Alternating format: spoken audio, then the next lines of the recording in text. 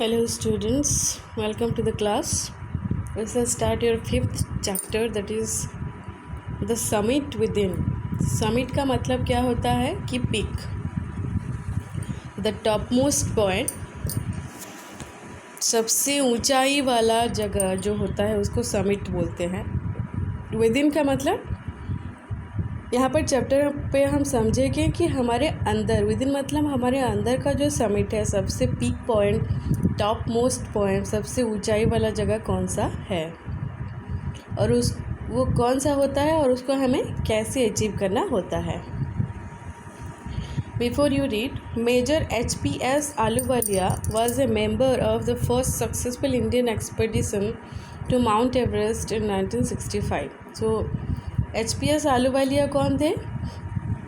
जो Indian expedition हुआ था, भारतीय यात्रा हुआ था, कहाँ पर? माउंट एवरेस्ट की तरफ 1965 में.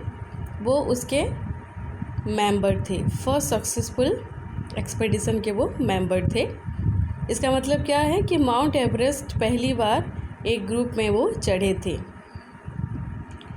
How did he feel when he stood on the highest point in the world. So उन्होंने कैसा फील किया जब वो वर्ल्ड का जो हाईएस्ट पॉइंट है एवरेस्ट, वहाँ पर खड़े थे. उन्होंने कैसा फील किया?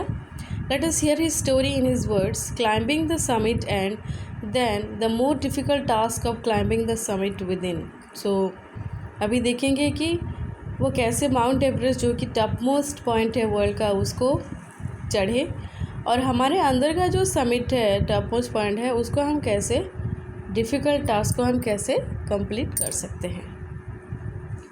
Of all the emotions which surged through me as I stood on the summit of Everest, looking over miles of panorama below us, the dominant one I think was humility. So, writer बोल रहे हैं कि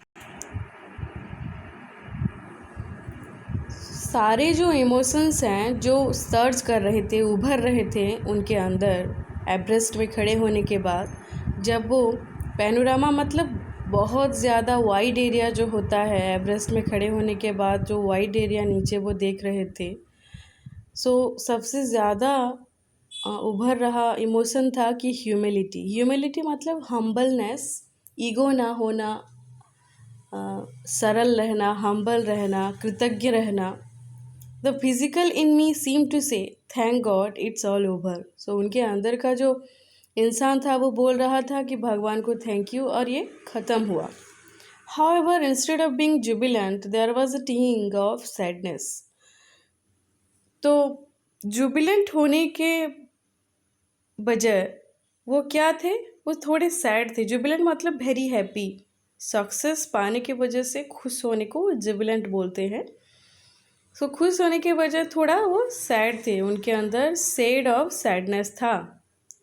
Was it because I had already done the ultimate in climbing and there would be nothing higher to climb and all roads hereafter would lead down? So, sad होने का कारण क्या हो सकता है कि शायद कि जो अल्टीमेट था, अल्टीमेट मतलब जो एंड था, जो लास्ट का क्लाइंबिंग था, सबसे ऊंचाई में चढ़ना, वो चढ़ चुके हैं और उसके बाद कोई भी हायर क्लाइंबिंग नहीं है, उसके बाद कोई भी ऊंचाई जगह चढ़ने के लिए नहीं है.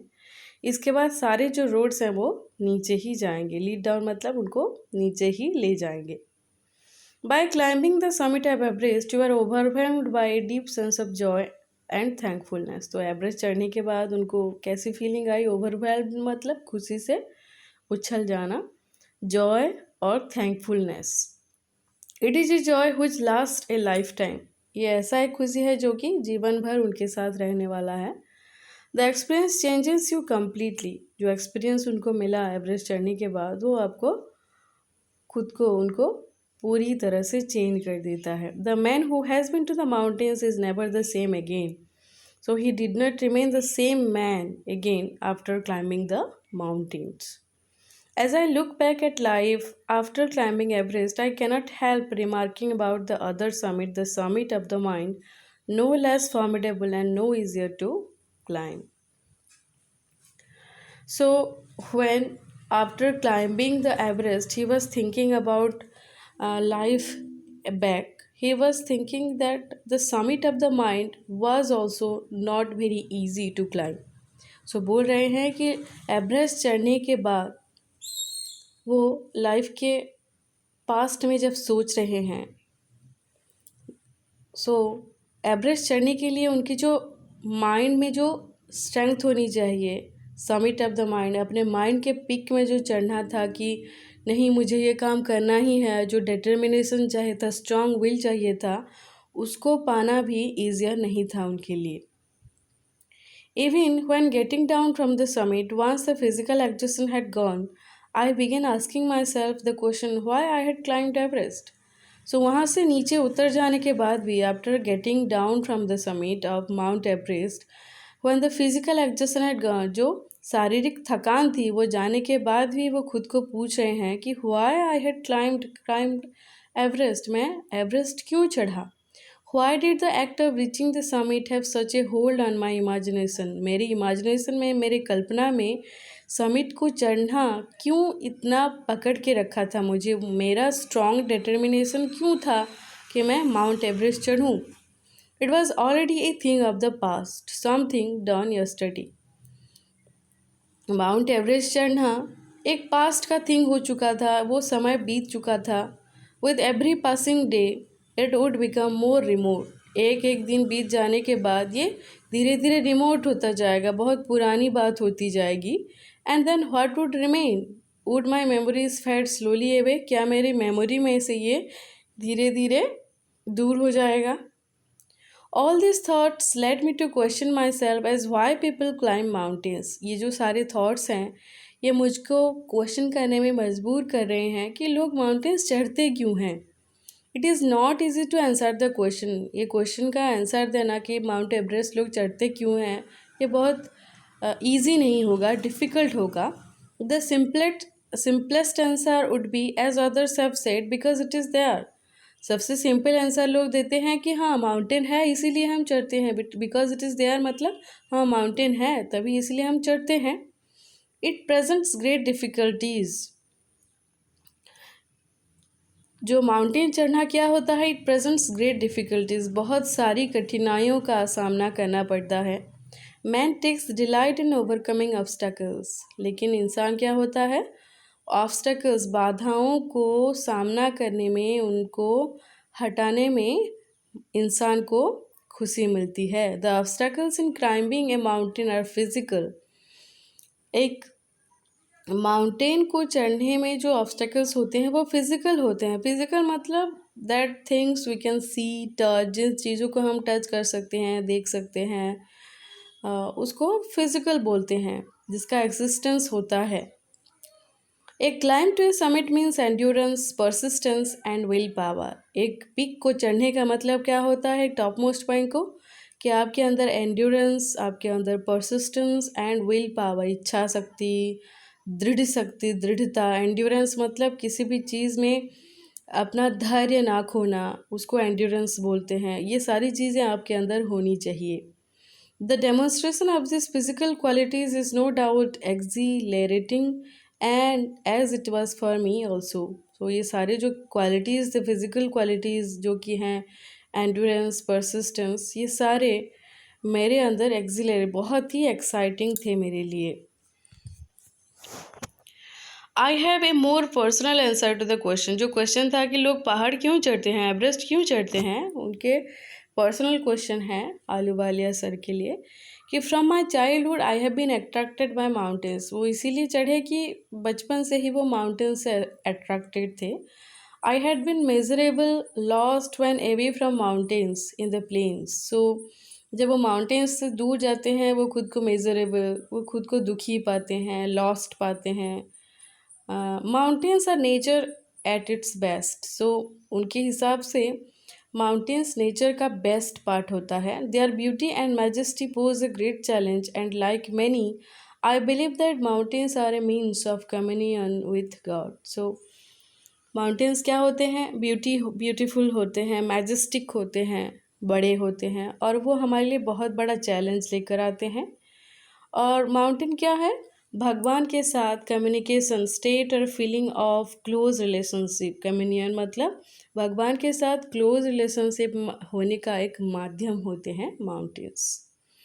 Once having granted this, the question remains, why Everest? So पहाड़ क्यों चढ़ते हैं, इस क्वेश्चन का आंसर देने के बाद दूसरा क्वेश्चन आ जाता है कि व्हाई एवरेस्ट, एवरेस्ट ही क्यों? दूसरे भी तो माउंटेन्स है जो आप चढ़ सकते हो.